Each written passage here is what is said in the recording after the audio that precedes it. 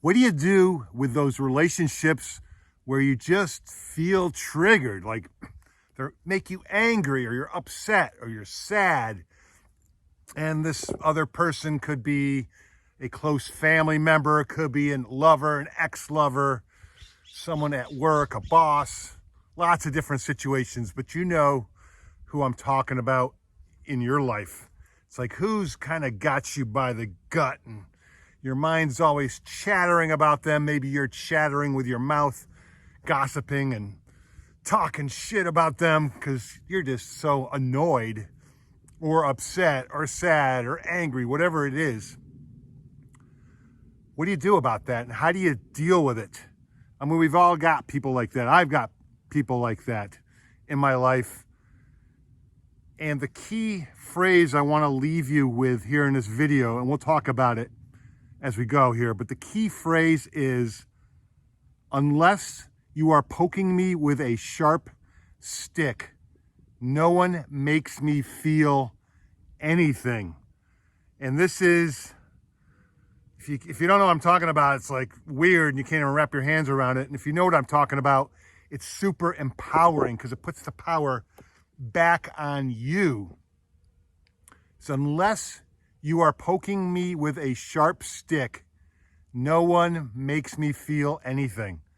So let's suppose you've got a boss or a coworker, ex-lover, whoever it is, and your mind's just chattering about them day after day.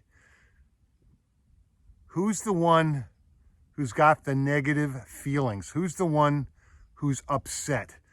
In whose body is the upset occurring? Well, obviously it's not occurring out over there. The upset, the chatter, the triggeredness, it's in my body, it's in your body.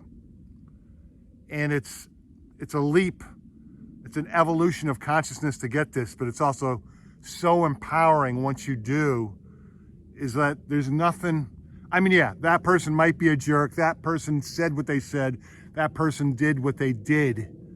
But all the upset, all the annoyance, all the body sensations are happening with you, or they're happening with me in my body, in your body. And it's really got nothing to do with that person. Like I like to say is, if you don't want to be doing the tango with that other person, then get off the dance floor. That's step number one. If you don't like doing the tango with that person, get off the dance floor. Stop going to bed with that person. Stop living with that person. Stop taking that person's money, whatever. Just separate yourself and say, I'm not doing this game anymore. Well, Teddy, you don't understand. I have to. I'm stuck because blah, blah, blah. Well, if that's where you're at, that's where you're at. But I'm saying, eventually, I want you to at least consider that if you're on the dance floor doing an uncomfortable tango with this other person, then it's you who's put yourself on the dance floor. And I know there's situations where people aren't free, they're trapped, they're enslaved, or whatever, but that's probably not you in your situation. For me, it's certainly not my situation. I've always got the choice as to whether or not I'm going to continue showing up on the dance floor with that person. And so number one is, I can choose, you know what? I am no longer going to engage with that person. That's number one.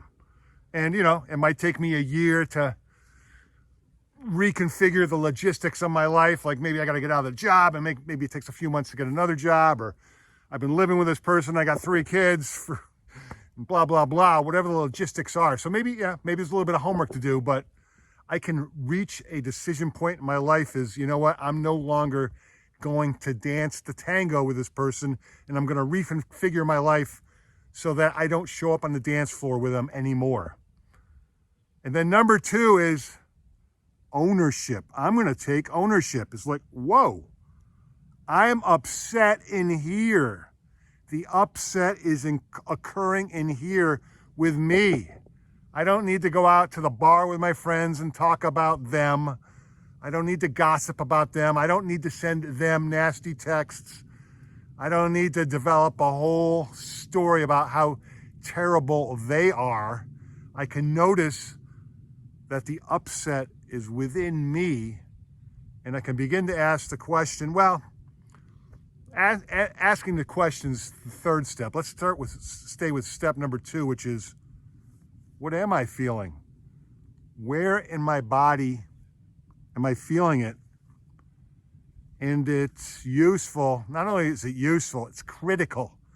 It's probably the most powerful thing you can do today is to ask yourself, what am I feeling and where in my body am I feeling it?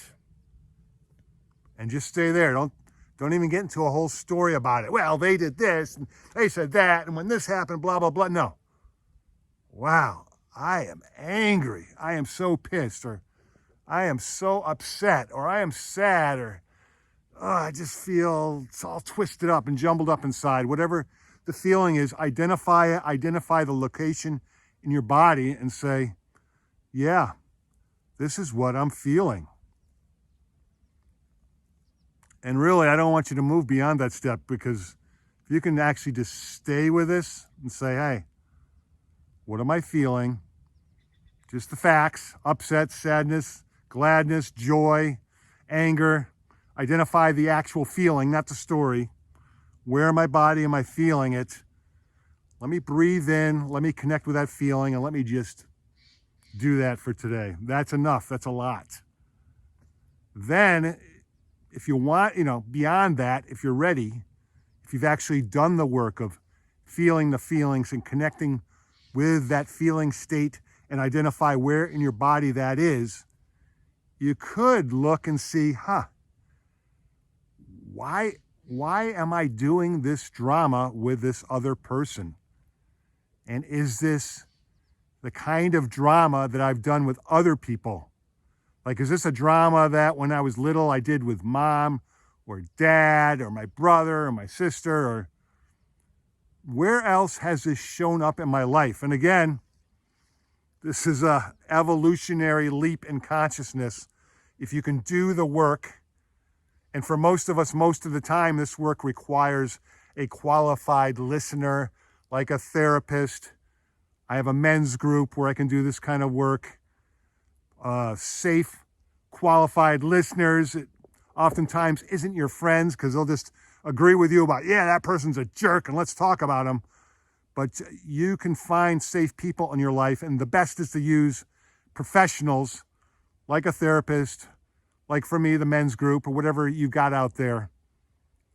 Use someone who's a qualified listener to help you do the work of identifying, is this upset you're experiencing, is this the only time you've experienced it, or is this a pattern in your life? Is this a repeating pattern in your life, experiencing this upset? And that's huge. If you can actually say, wow, I had something similar when I was 4 years old with my mom, and this is just like that. Then all of a sudden, again, it's putting you in the driver's seat. It's your body having these feelings, and it's you in your karmic state of condition here on the planet. It's you having this repeating pattern going on in your life, in your journey, in your experience. And that other person on the dance floor just happened to show up and do the dance with you that you've done with other people. So I hope this helps you to at least open up the possibility of beginning to do the work for yourself of taking the craziness of the upset away from, oh, it's over there and it's that person and they're doing it to me and I'm a victim, to, oh, wait a minute. In whose body is this upset occurring? Oh, it's the upset's in my body. And then perhaps taking it that step further of, wow, why am I doing this drama? And is this something I've done over and over again in my life? I hope that's helpful to you. Would love to hear from you in the comments. Hit the like button, subscribe to my channel. Check in with me. Talk to you soon.